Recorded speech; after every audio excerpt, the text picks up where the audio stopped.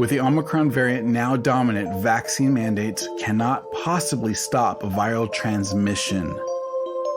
Therefore, they amount to a personal health mandate akin to a requirement to eat broccoli, exercise, or any number of personal health measures that the court has previously rejected as beyond the scope of legitimate federal power.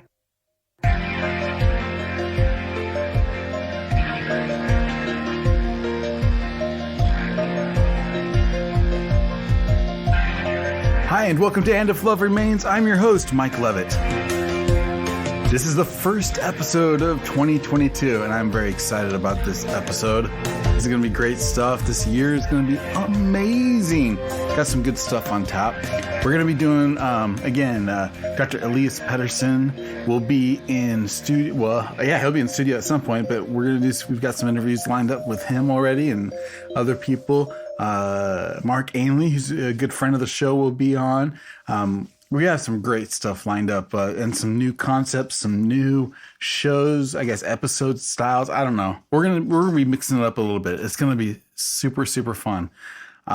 Looking forward to, talking about the things that we talk about.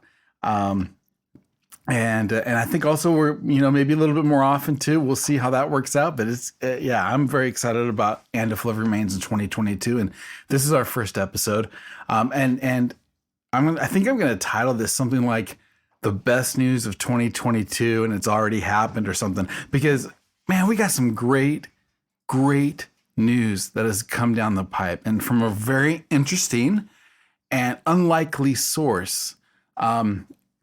We've been dealing with this COVID-19 thing for the last 2+ years. It's now, January or whatever, 2022. And, but one of the things that's happened, and I'm not going to get into the details of the case itself, but it's important just from the standpoint of this is how we got the information. Recently, the Supreme Court of the United States just heard arguments from the Biden administration and those opposing specifically the OSHA mandates that are being proposed. Essentially, that workers need to be vaccinated, and that I believe there's very little options for any kind of religious exemption or medical exemption. I don't know all the rules, but I do know that's what's being debated right now is whether OSHA has the authority to regulate whether somebody can put something in their body or not. And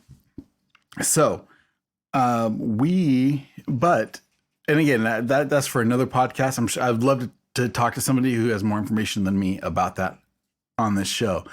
But what I want to talk about is an amicus brief that was filed with the lawsuit.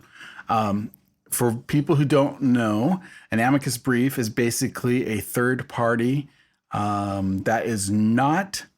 They aren't a direct party to the lawsuit or to the pending case. But they have something they want to say about it, and they have an opinion. They have maybe a certain expertise, and this can happen in any lawsuit. You can file an amicus brief, and there are lots of amicus briefs that were filed for and against. I'm sure with this particular lawsuit, I think most Supreme Court lawsuits will have that. But this one was related and sent over to Tom Woods at the Tom Woods Show. And I'd really recommend people to check out Tom. He's got an amazing podcast. He just had his 2000th episode. And so he's a old man in the biz, and he's really, really good. He's very smart. And but he talked about this amicus brief, and I wanted to bring it to the attention of my audience because I think it is, but I wanted to take a little different take on it. And my take is that this is unbelievable news, and we would not have this news if it wasn't for this lawsuit. And that's why these lawsuits need to happen. Not just because what might or might not be ruled by, 9 justices, which is insane that 9 justices is going to decide whether or not, a body has, anyway, but that's a whole other episode. But the information that we get because of people who have interest in this case, now we get to see a lot of this stuff. And so this amicus brief was brought forth by the American Commitment Foundation, which is a 501c3, but it's basically the work, it looks like, of Jay Bhattacharya and what is the other guy's name? Dr. Andrew Bostom. So these guys are real scientists, and I love listening to people who actually talk about the science, and a lot of it goes over my head, but I think I get the gist of what they're talking about. So let's talk a little bit about who these people are. Jay Bhattacharya is a professor of health policy at Stanford University School of Medicine. He is a research associate at the National Bureau of Economic Research, and the director of Stanford's Center for Demography and Economics of Health and Aging. He holds an MD and PhD from Stanford University. He has published 155 scholarly articles in peer-reviewed journals in the fields of medicine, economics, health policy, epidemiology, statistics, law, and public health, among others. His research has been cited in the peer-reviewed scientific literature more than 12,500 times, and he is known as an expert on COVID-19 and its effects. Andrew Bostom is currently affiliated with Brown University Center for Primary Care and Prevention, and has an associate professor and was an associate professor of medicine and family medicine at the Warren Alpert Medical School of Brown University from 1997 until 2021. He's a clinical trialist and epidemiologist. Dr. Bostom designed and completed the largest randomized controlled trial ever conducted in chronic kidney transplant recipients.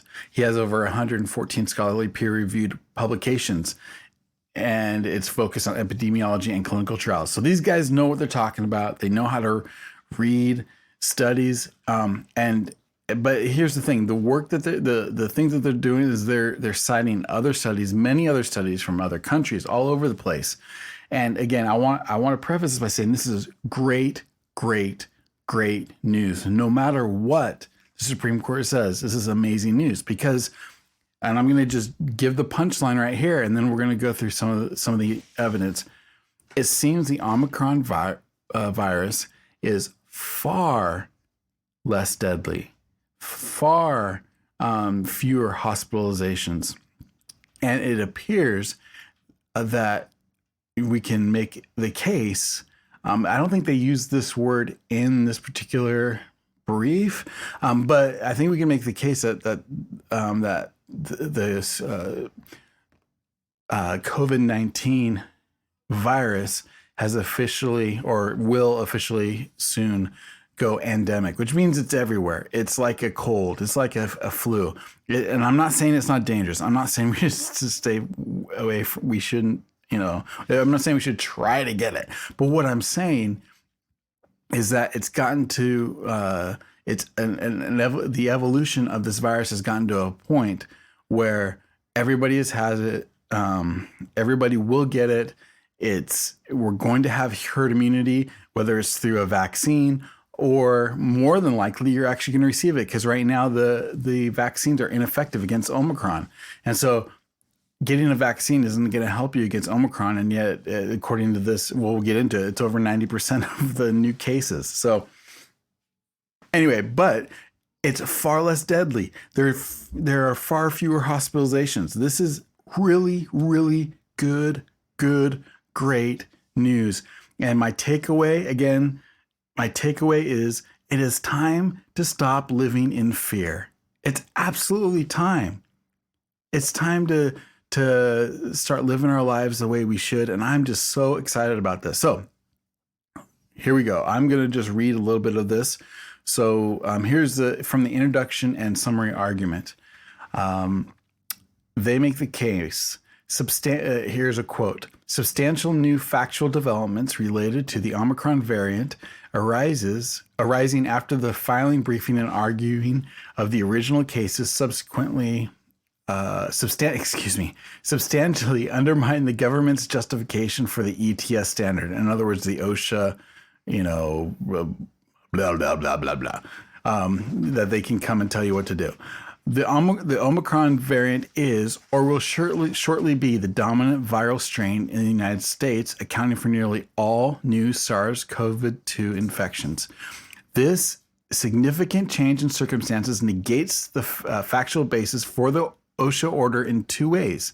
One, it dramatically reduces the risk of severe illness or death, and two, it renders the existing vaccines ineffective at reducing transmissions, thereby negating any possible societal benefit from mandating their use.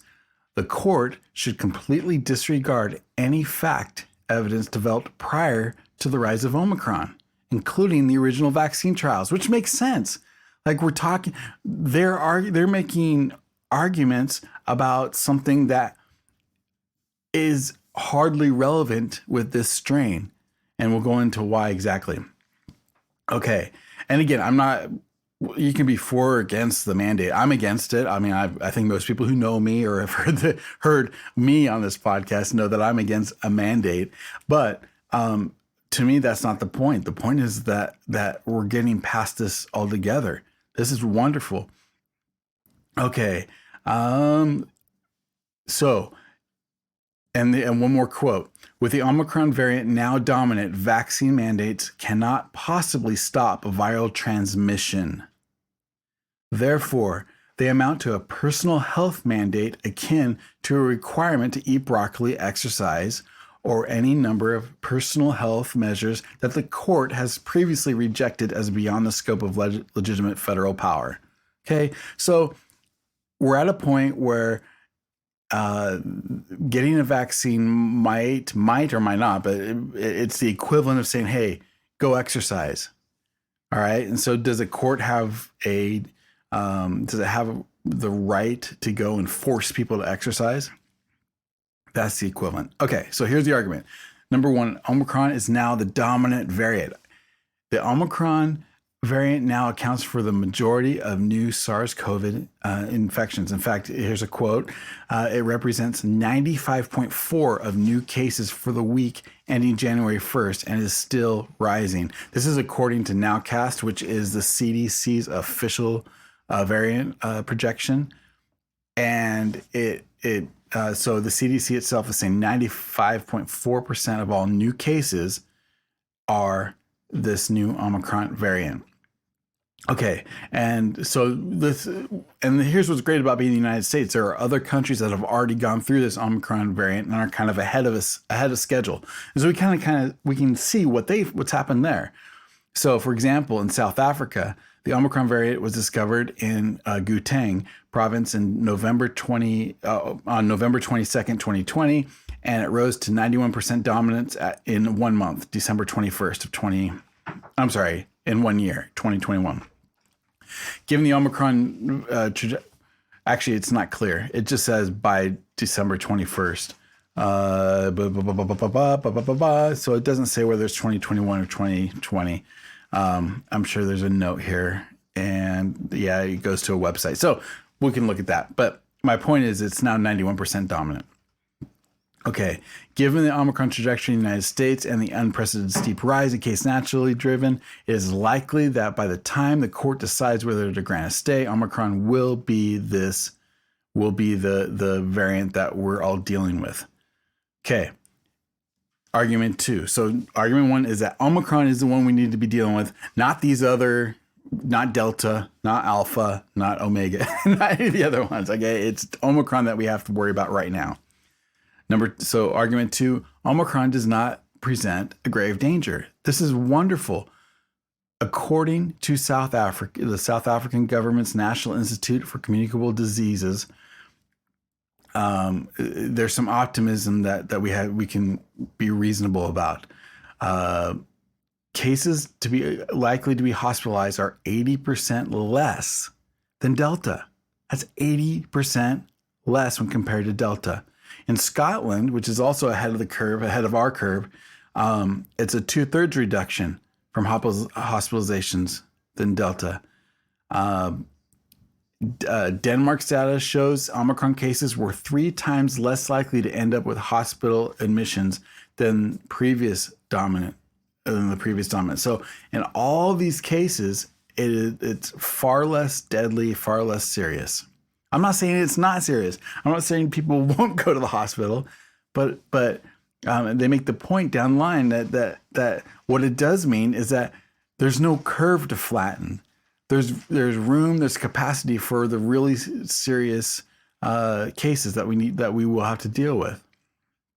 And Fauci even admits this. He says in the United States we are getting accumulation of data. The spike in cases is out of proportion to the increase in hospitalization. Again, this is Fauci. So if one looks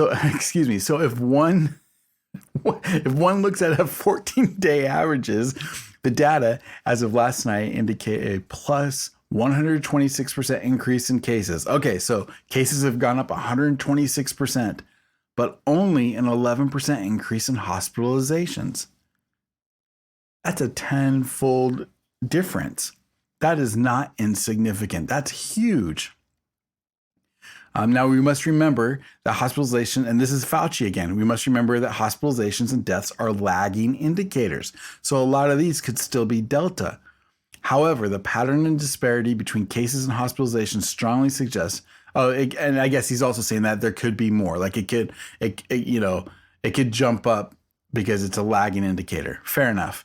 But he says the pattern and disparity between cases and hospitalizations strongly suggests that there will be lower hospitalizations to case ratio when the situation becomes more clear. There was a at Hong Kong University, researchers pointed to the likely reasons. So here's why. Again, I love science, because there's so much to learn. So they studied this, and what they discovered is that the Omicron variant replicates far more efficiently in the bronchus and upper respiratory system than the Delta. So Delta's got to get deeper in, which is going to cause more problems than Omicron, which is going to again cause for a lot less severe illness. But then they say, but the most compelling evidence of Omicron ending any grave danger of SARS-CoV-2 comes from South Africa, particularly the Gauteng province, which has a population of 18 million, where the first recognized Omicron wave occurred. So this is our first case. We can look at this and see what our future looks like. According to Dr. Harry Moultrie of the South African government's National Institute for Communicable Diseases, Gauteng cases peaked on December 9th at 97% of the Delta wave. Okay, so it got up to 97% of what Delta got to. But even more reassuringly, deaths were only 13% of the Delta peak. So while the peak on cases were just as high as Delta, 13%, the amount of deaths were only 13% of that of Delta. That is amazing. That is insane. So, and I love this. This is what they say. They conclude. They make a. They conclude this. They say, where is that? All indicators suggest the country may have passed the peak of the fourth wave at a national level. While Omicron variant is highly transmissible, which it is, there has been lower rates of hospitalization than in previous waves. This means that the country has a spare capacity for admission of patients, even for routine health services.